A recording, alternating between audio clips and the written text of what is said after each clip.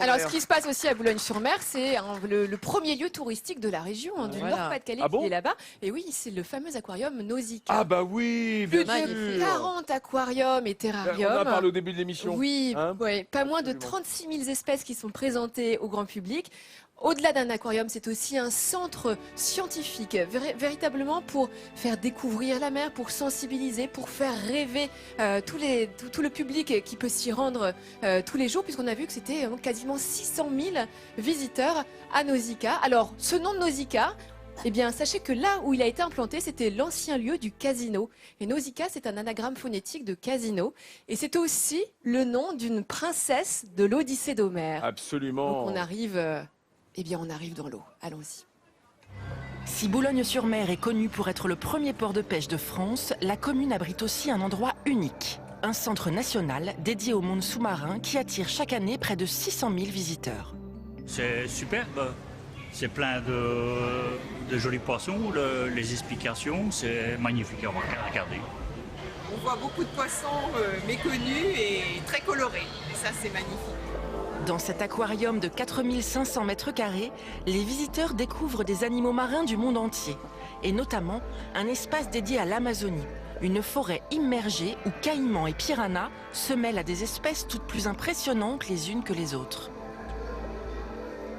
On souhaitait montrer un biotope particulier qui est en Amazonie la montée des eaux, des crues très importantes, d'où le terme en fait forêt immergée, tout simplement parce que les arbres se retrouvent dans l'eau. Aujourd'hui, Baptiste nourrit les arowanas, des poissons d'Amazonie longs de plus d'1 mètre qui s'alimentent à l'aide d'une technique assez originale. C'est la seule espèce de poisson qui est capable de sortir hors de l'eau totalement pour pouvoir attraper un insecte ou un oiseau. Moi, ce qui va me fasciner ici, ça va être d'abord le contact direct avec les animaux et également le fait d'avoir accès à des espèces qui sont hors du commun, voire qui sont même, on va dire, mythiques, comme les requins par exemple, ou d'autres espèces. Une des attractions phares de ce centre, c'est ce bassin tactile. Petits et grands s'y retrouvent pour une expérience unique. Caresser des raies et des turbots, des poissons connus de tous, mais qu'on n'a pas l'habitude d'approcher. C'est vrai que c'est un endroit sympathique où on a la chance de pouvoir toucher des animaux.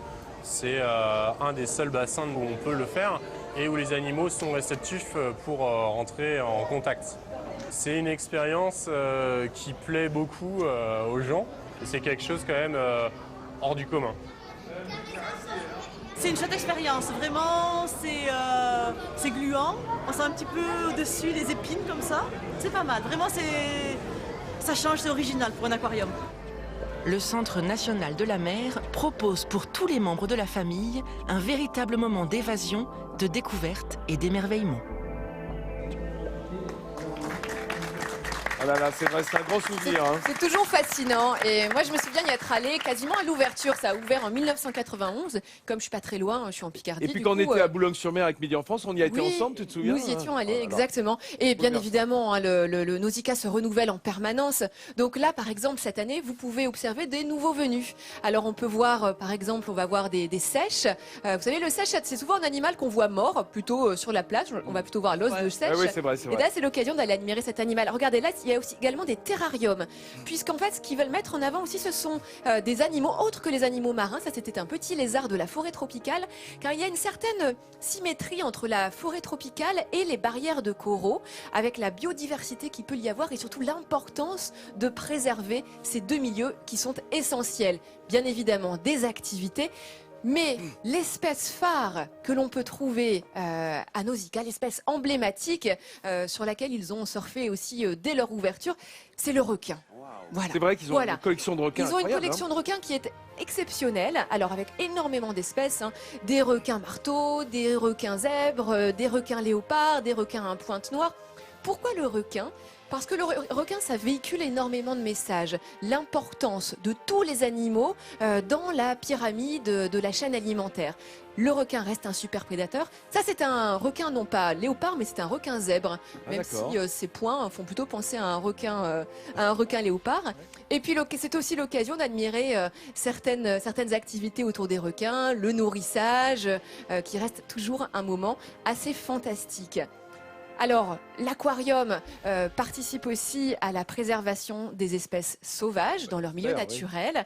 Et alors, l'an dernier, en 2015, ils ont, avec une association qui s'appelle Megaptera, ils ont mis en place un fonds de financement participatif de façon à sauver un poisson, le plus gros poisson des mers, que l'on appelle le requin-baleine et que l'on voit ici à l'image.